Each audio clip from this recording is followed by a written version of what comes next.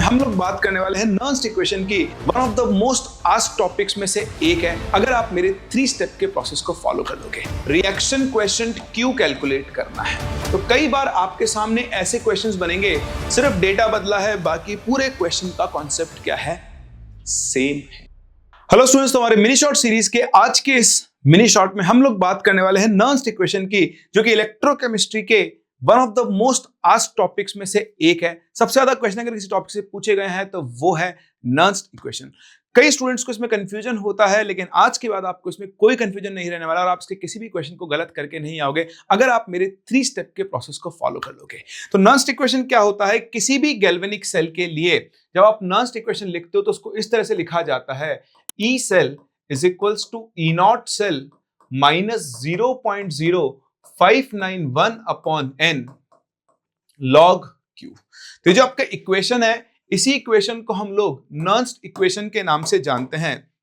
और यहां पे टर्म्स, ये जो क्यू होता है ये रिएक्शन क्वेश्चंट होता है। क्या होता है? रिएक्शन क्वेश्चंट होता है। एन जो है, ये एन, इसको हम बोलते हैं इस रिएक्शन के अंदर नेट इलेक्ट्रॉन्स एक्सचेंज। कौन सी रिएक्शन के अंदर?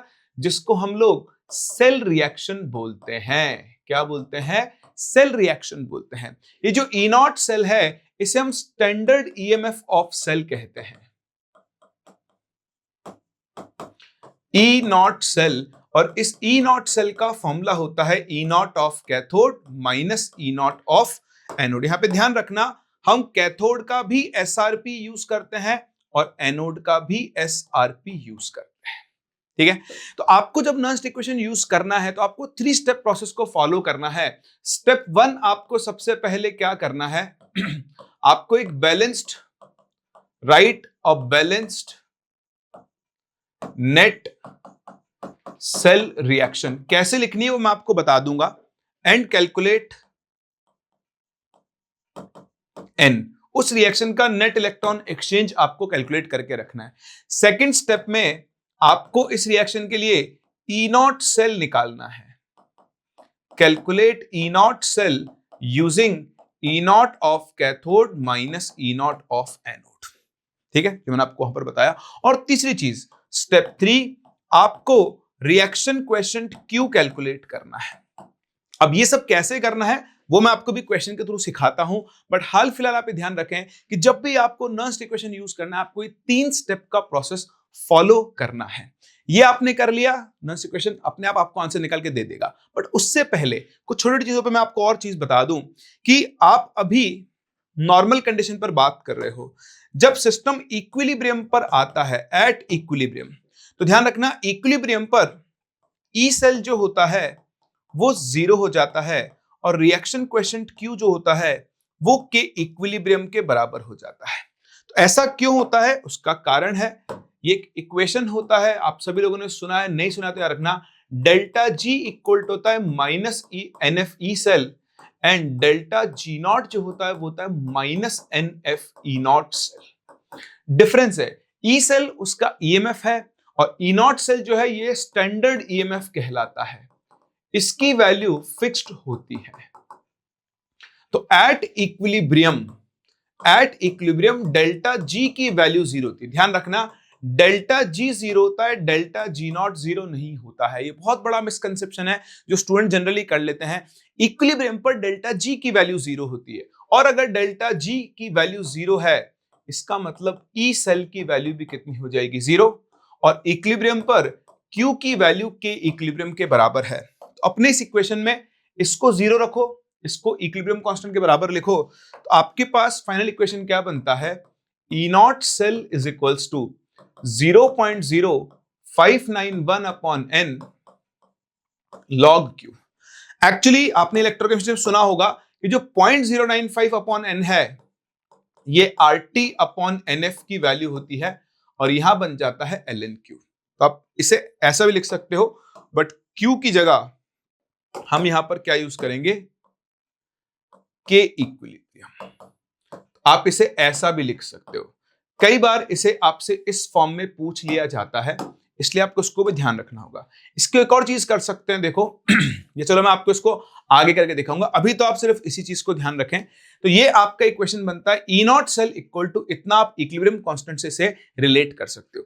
दूसरी चीज, अगर आपके पास स्पॉन्टेनियस प्रोसेस है फॉर स्पॉन्टेनियस सेल रिएक्शन, तो स्पॉन्टेनिटी तब आती है जब डेल्टा जी की वैल्यू नेगेटिव हो, और अगर डेल्टा जी नेगेटिव होगा तो देखो ई सेल की वैल्यू कैसी होगी, पॉजिटिव। तो कई बार आपके सामने ऐसे क्वेश्चंस बनेंगे जिनमें पूछेगा कि बताओ ये सेल रिएक्शन हो सकती है या फिर नहीं हो सकती है। तो उस केस में आप ध्यान रखना, सेल रिएक्शन बिल्कुल हो सकती है तब जब उसका ई सेल कैसा होगा, पॉजिटिव होगा। बात समझ में आती है? बस ये 2-3 चीजें आपने ध्यान रख ली, आप नर्स्ड इक्वेशन के मैक्सिमम क्वेश्चन से डायरेक्टली डील कर सकते हो। तो इसको समझने के लिए देखो मैं आपको क्वेश्चन सॉल्व करके दिखाता हूं। मेरे सामने एक क्वेश्चन है, नीट 2022 का क्वेश्चन है। यहां पर इसने मुझे कंप्लीट सेल रिएक्शन पहले से ही दी हुई है। 2 तरह के क्वेश्चन बनेंगे, एक जहां आपको सेल रिएक्शन खुद बनानी पड़ेगी, एक जहां पर दी हुई होगी। दोनों के एग्जांपल अभी आप थोड़ी देर में देखने वाले हो। अभी सबसे पहला काम, इस रिएक्शन के अंदर नेट इलेक्ट्रॉन एक्सचेंज कितने हैं वो निकाल लेते हैं। तो यहां देखो, निकल 0 से +2 में चेंज कितने का है, 2 का है। और सिल्वर जो है, सिल्वर वो यहां पर +1 से कौन से स्टेट में है, 0 में है। +1 से 0 में, यहां चेंज कितने का है, 1 का। लेकिन आप चाहो तो कोफिशिएंट छोड़ दो। अब इसका चेंज और इसके चेंज का एलसीएम ले लो, शॉर्ट ट्रिक होती है सबसे बड़ा। एक बैलेंस्ड रिएक्शन में जिन जिन के इलेक्ट्रॉन एक्सचेंज हो रहे हैं वो निकाल लो, कितने कितने हो रहे हैं, और उसका एलसीएम ले लो। तो बताओ 2 और 1 का एलसीएम कितना है, 2। इस रिएक्शन का नेट इलेक्ट्रॉन एक्सचेंज आ गया 2, पहली बात। दूसरी बात देखो, निकल 0 से +2 में जा रहा है, ऑक्सीडेशन हो रहा है। तो जहां ऑक्सीडेशन होता है वो एनोड बनता है, और जहां रिडक्शन होता है वो कैथोड बनता है। तो इस रिएक्शन में निकल एनोड बना रहा है और सिल्वर कैथोड बना रहा है। तो अब हम इसका ई नॉट सेल निकालेंगे। अभी जरूरत नहीं है, ई नॉट सेल कवि ने दे दिया है, उसने कहा इसकी वैल्यू 0.059 यूज करनी है, तो बस कर लो।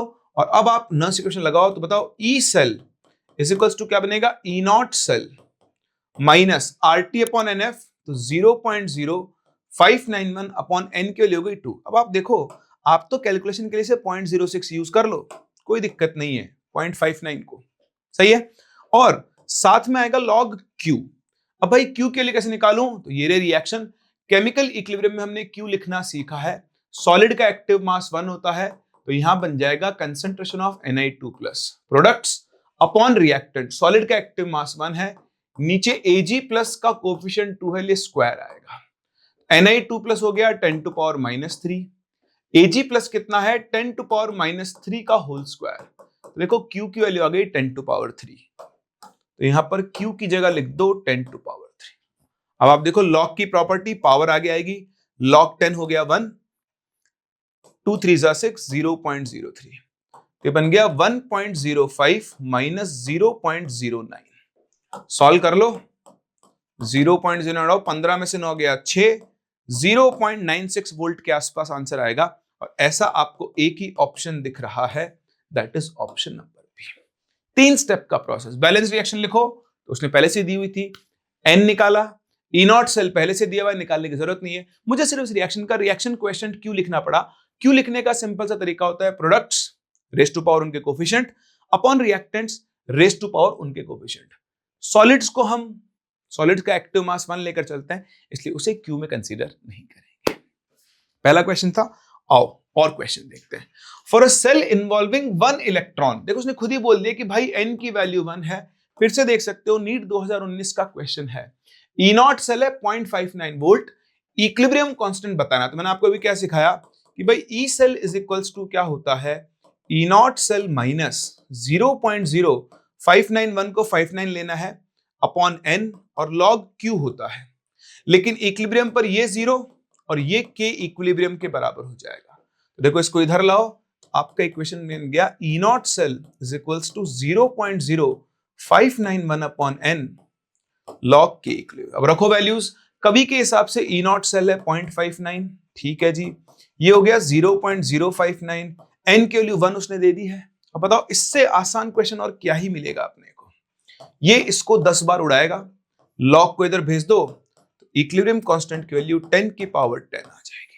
है क्या ऐसा कोई ऑप्शन? ये रहा ऑप्शन नंबर सी, और यही इस क्वेश्चन का क्या होगा, करेक्ट आंसर होगा।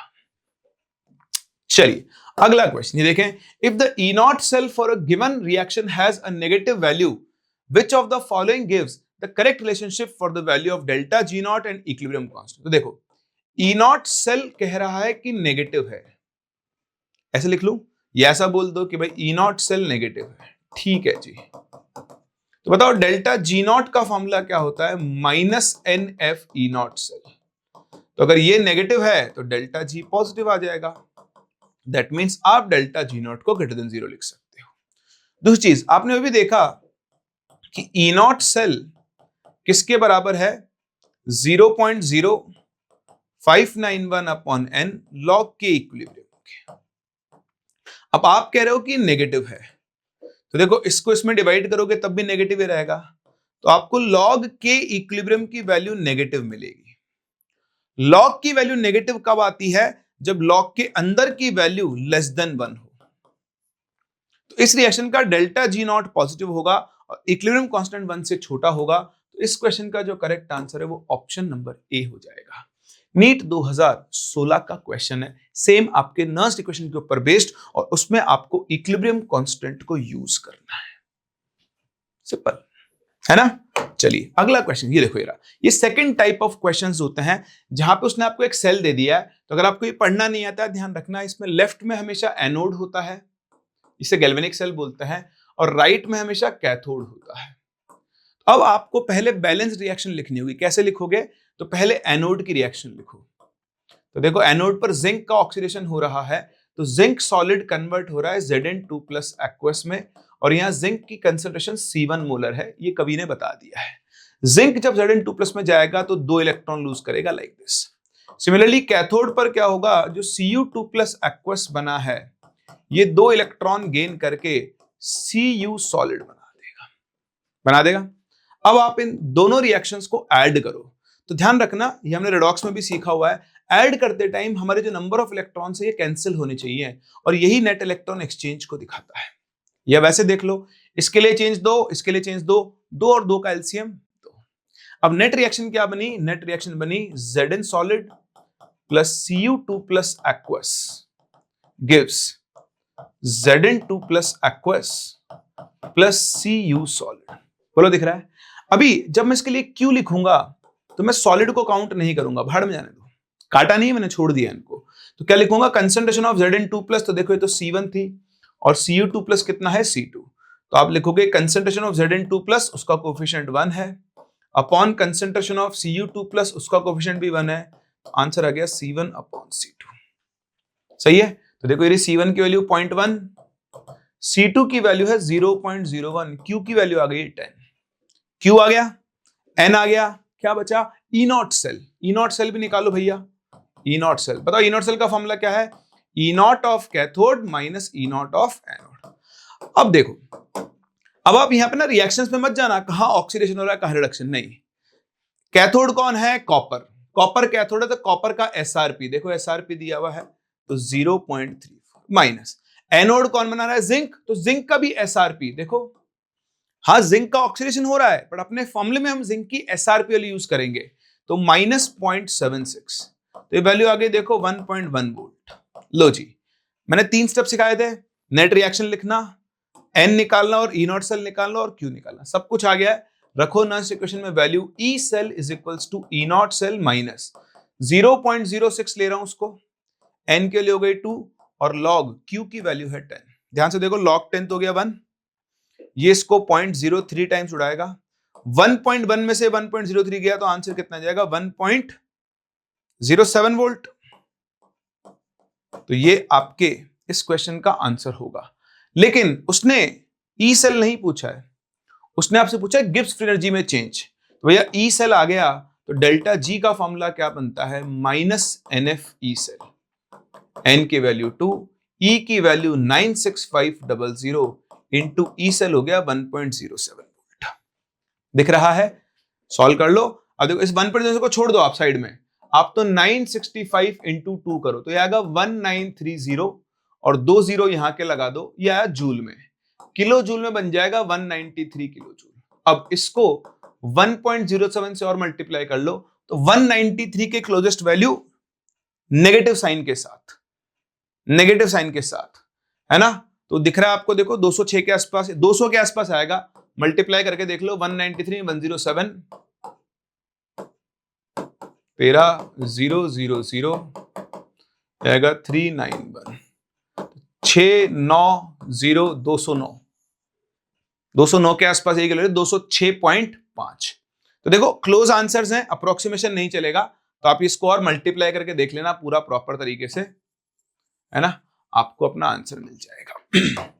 तो दिख रहा है 193 इंटू 107, यहां से अपना आंसर निकाल लो। तो एक बार और करके देख लेता हूं मैं, 7 और 5 12 आएगा यहाँ, 000 यहाँ और 391 यहाँ, तो कितना आया था 169 209.61, तो 210 के आसपास आंसर आ रहा है, तो करेक्ट आंसर हो जाएगा।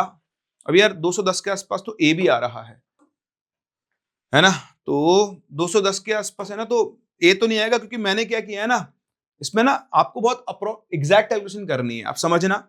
यहां 0.06 लिया, इसको 0.0591 लेना पड़ेगा अपने को, उससे भी फर्क पड़ेगा यहां पर वैल्यूज के अंदर, और फिर वो तो 209 से कम आ रहा है, तो मतलब सी के आसपास का आपका ऑप्शन आएगा, 212 नहीं आएगा। एक बार फिर भी आप इसको क्रॉस चेक कर लेना कैलकुलेशन के अंदर।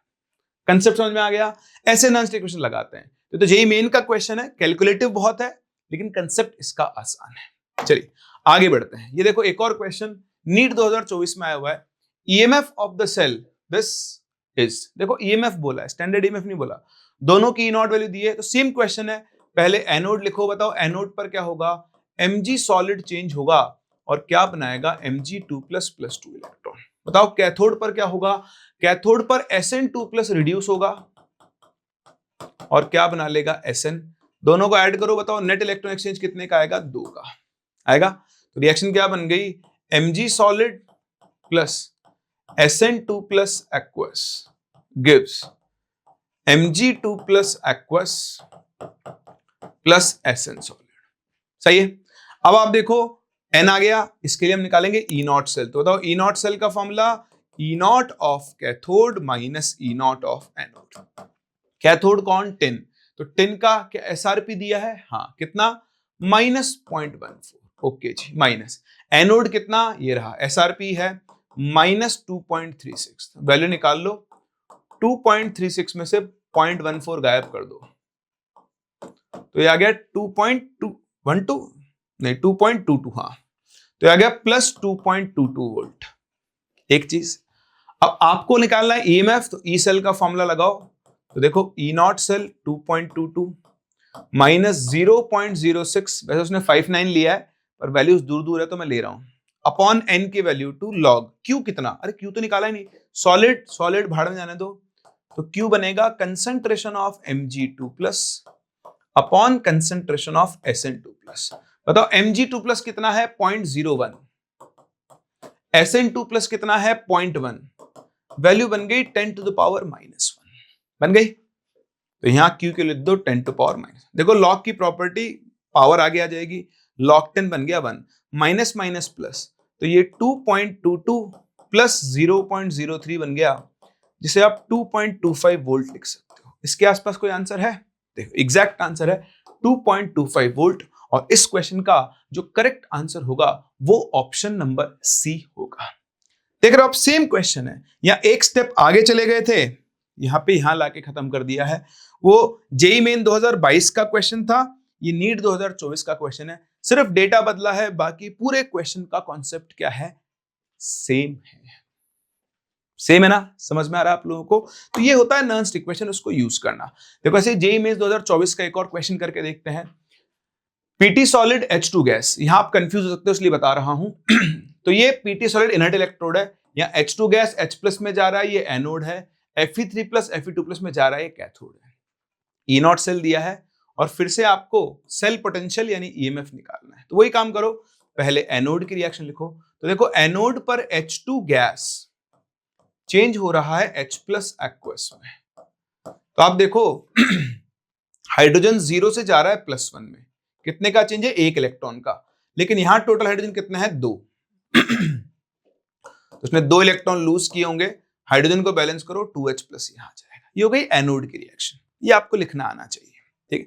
फिर आएगी कैथोड की रिएक्शन। कैथोड की रिएक्शन में क्या होगा, जो Fe3+ है उसने खुद ही बता दिया है, वो Fe2+ में जा रहा है तो एक इलेक्ट्रॉन गेन करेगा और ये Fe2+ एक्वस में बदल जाएगा। अब आप दोनों रिएक्शंस को ऐड करो, देखो यहाँ एक इलेक्ट्रॉन है ना, या दो इलेक्ट्रॉन है, तो ऐड करते टाइम नेट इलेक्ट्रॉन कैंसिल होना चाहिए, तो पूरी रिएक्शन को 2 से मल्टीप्लाई करो, 2 से 2 कैंसिल हो जाएगा, नेट इलेक्ट्रॉन एक्सचेंज है 2। या तो ऐसा निकाल लो या ऐसा करो, इसका इलेक्ट्रॉन चेंज 2, इसका 1, एलसीएम कितना आएगा 2, तो नेट इलेक्ट्रॉन एक्सचेंज 2 है, लेकिन फिर भी 2 से तो आपको मल्टीप्लाई करना पड़ेगा नेट रिएक्शन लिखने के लिए। तो बताओ नेट रिएक्शन क्या बनेगी, 2Fe3+ aqueous plus H2 gas gives what, 2H+ aqueous plus 2Fe2+। मेरी बात समझ में आ रही है आपको? तो नॉन इक्वेशन लगाते टाइम नेट सेल रिएक्शन लिखना आना बहुत जरूरी है। ये 2 से मल्टीप्लाई अगर आपने नहीं किया तो आपका गेम हो सकता है। अब देखो इस रिएक्शन के लिए क्यों लिखता हूं, तो यहां स्पेशल चीज क्या है सीखने की आपके लिए, कि यहां सॉलिड कोई नहीं है। तो ये हम केमिकल इक्विलिब्रियम में भी सीखते हैं, बट मैं आपको बताता हूं यहां पर एक्वस के लिए कंसंट्रेशन। तो देखो ये एक्वस है तो क्या लिखूंगा, कंसंट्रेशन ऑफ H+ का स्क्वायर, ये Fe2+ है, इसका कोफिशिएंट 2 है, तो कंसंट्रेशन ऑफ Fe2+ का स्क्वायर अपॉन ये कंसंट्रेशन ऑफ Fe3+ का स्क्वायर इनटू हाइड्रोजन गैस है तो उसका यूज कर लेंगे प्रेशर। तो नॉन्स इक्वेशन लगाते टाइम एक्वस की कंसंट्रेशन और गैस का प्रेशर हम यूज करते हैं। कर लो वैल्यू सॉल्व। क्या H+ दिया है आपको, ये रहा 1 मोलर, तो 1 का स्क्वायर, Fe2+ कितना है 0.01, तो ये बन गया 0.01 का होल स्क्वायर। Fe3+ कितना है 0.1, तो इसका स्क्वायर, और हाइड्रोजन का प्रेशर है 1 बार। तो देखो 10⁻⁻4 10⁻⁻2, ये वैल्यू आ गई 10⁻⁻2, सही है, 10⁻⁻4 10⁻⁻, क्यू की वैल्यू आ गई। अब आप लगाओ Nernst equation, E cell is equals to E naught cell. E naught cell निकाला, ये रहा दिया हुआ है 0.77 माइनस n के लिए वही 0.06/2 और लॉग, देखो Q आपने निकाल लिया है 10⁻⁻2। तो देखो लॉग की प्रॉपर्टी -2 आ गया, माइनस माइनस प्लस, 2 से 2 कैंसिल, तो बन गया 0.77 प्लस 0.06, लॉग 10 के लिए तो 1 हो जाएगी। लगा लो आंसर कितना आ गया, 7 7 और 6 0.83 वोल्ट। है कैसा कोई आंसर, ये रहा option B is the closest 0.829। अगर आप 0.059 लेते तो 0.829 आ जाता, बट जरूरत नहीं है, 0.83 भी उतना ही सही है। सेम प्रोसेस, रिएक्शन लिखी, n निकाला, q निकाला, वैल्यू रख दी, क्वेश्चन अपने आप सुलझ जाएगा। ये 3 स्टेप का प्रोसेस आप फॉलो कर लो, आप नॉन्स्ट इक्वेशन को गलत करके नहीं आओगे, that I am very very sure. NEET 2023 का क्वेश्चन है, सेम क्वेश्चन है जो थोड़ी देर पहले किया था, रिपीट हो रहा है। अब इसमें फायदा क्या है सुनो, इस क्वेश्चन को आप यूं ही सॉल्व कर दोगे, बिल्कुल यूं। कैसे, 1 मोलर 1 मोलर इसने दिया हुआ है। नहीं यूं तो नहीं करोगे, अच्छा क्वेश्चन है, सॉरी मैं गलत पढ़ गया, दूसरा क्वेश्चन सोच गया था। E नॉट सेल दिया है, was allowed to be completely discharge. Completely discharge का मतलब क्या है, उसका E सेल 0 हो गया, ये इसकी लैंग्वेज है। देख सकते हो नीट 2023 का क्वेश्चन है, बोल रहा है relative concentration of Zn2+ upon Cu2+, मतलब हमने सेल में ये इतना भरा था, ये इतना भरा था, अब जब रिएक्शन होगी तो जिंक से Zn2+ बनेगा और कॉपर डिपॉजिट होकर Cu बनाएगा, Cu2+ की कंसंट्रेशन चेंज होकर कम होगी, इसकी चेंज होकर बढ़ेगी। तो बताओ किस रेशियो पर सेल पूरा डिस्चार्ज हो जाएगा, मतलब E सेल 0 हो जाएगा। तो कुछ भी नहीं करना, आपको लगाना है Nernst equation. E cell is equals to क्या होता है, E नॉट सेल माइनस 0.059 को 0.06 ले रहा हूं अपॉन 2 और log Q, ठीक है। अब जब आप इसके लिए नेट सेल रिएक्शन लिखोगे तो देखो एनोड पर Zn2+ में जाएगा, दिख रहा है आपको, कैथोड पर Cu2+ प्लस 2 इलेक्ट्रॉन Cu में जाएगा। ऐड करो तो नेट रिएक्शन बनेगी Zn solid plus Cu2+ aqueous gives Zn2+ aqueous plus Cu solid. तो जब इसके लिए Q लिखोगे तो आपको मिलेगा concentration of Zn2+ upon concentration of Cu2+। देखो ये वैल्यू तो निकालनी है आपको, यानी आपको Q की वैल्यू निकालनी, तो निकालते हैं। E cell, cell complete discharge हो जाएगा 0। ई नॉट सेल उसने बता दिया है कितना है 1.1 माइनस ये वैल्यू हो गई 0.03 इंटू लॉग क्यू। तो इस वैल्यू को उधर ले जाओ तो लॉग क्यू 0.03 लॉग क्यू के लिए आ गई 1.1 आ गई ना। तो आप खुद देखो सिर्फ लॉग क्यू कितना हो जाएगा 1.1 अपॉन 0.03। पॉइंट हटाओ तो 11/10 इसका पॉइंट हटाओ 3 और 100 चला जाएगा ऊपर, 0 से 0 गया तो बन गया 110/3। तो आप देख सकते हो 3 3 9 होता है, 20 बचेगा, 3 6 18, फिर 20 36.66 कुछ आएगा ये, है ना। अभी देखो हो क्या रहा है, मैंने एक छोटी सी वो करी है कैलकुलेशन में कि मैंने इसको 0.06 ले लिया है। जब इसको 0.059 लोगे ना तो एग्जैक्ट ये 37.3 के आसपास आएगा। खैर अभी के लिए देखो लॉग क्यू की वैल्यू इतनी, तो सिर्फ क्यू कितना आ जाएगा anti log of this value, Q सिर्फ इतना आ जाएगा, आएगा ना। आप खुद समझो, मैंने इसको अप्रोक्सीमेशन में 0.06 लिया है इसलिए 36.6 आ रहा है। अगर मैं इसको 0.05 नहीं लेता एग्जैक्टली 37.3 आता। ठीक है, तो एक आंसर तो ये है। दूसरा, जब आप बेसिकली लॉग क्यू है, अगर आप लॉग को इधर भेज रहे हो तो आप इसको 10 की पावर में लेके जा रहे हो, तो एंटी लॉग ऑफ दिस को हम 10 की पावर 36.66 भी लिख सकते हैं। जैसे मैंने बोला कि log x is equals to 5 है, इसका मतलब x की वैल्यू कितनी हो जाएगी 10 टू पावर 5, log को इधर भेजोगे, है ना। तो ये भी इसका सही आंसर है। ए और सी दोनों ही सही आंसर है, इसलिए क्वेश्चन का ओवरऑल करेक्ट आंसर क्या होगा, ऑप्शन नंबर डी यानी दिल्ली होगा। तो बहुत ही अच्छा क्वेश्चन है, थोड़ा लॉजिकल भी है। कई लोग यहां समझ नहीं पाएंगे कि इस लाइन का मतलब क्या है। नीट 2023 का क्वेश्चन है, ध्यान रखें ऐसे क्वेश्चंस का, ऐसा क्वेश्चन आपके सामने रिपीट हो सकता है। समझ पा रहे हैं इस चीज को आप। तो बहुत बहुत बहुत आसान है आपके लिए नर्स्ड इक्वेशन को यूज करना। तो ये था हमारा नर्स्ड इक्वेशन का मिनी शॉर्ट। और ऐसे ही आपको बस कुछ नहीं करना है, टॉपिक को अगर आपको अच्छा करना है तो उसको पढ़ के उसके ऊपर 10-12 क्वेश्चंस की प्रैक्टिस कर लो। और अगर आपके पास ऐसे क्वेश्चंस नहीं है, ऐसा रिसोर्स नहीं है, तो अरिविहान की ऐप पे आपको मिलती है अडेप्टिव प्रैक्टिस प्रॉब्लम, जिसमें आप इसी तरह से अलग अलग लेवल के क्वेश्चंस को प्रैक्टिस करके अपने किसी भी गिवन छोटे से टॉपिक को भी स्ट्रॉन्ग कर सकते हो।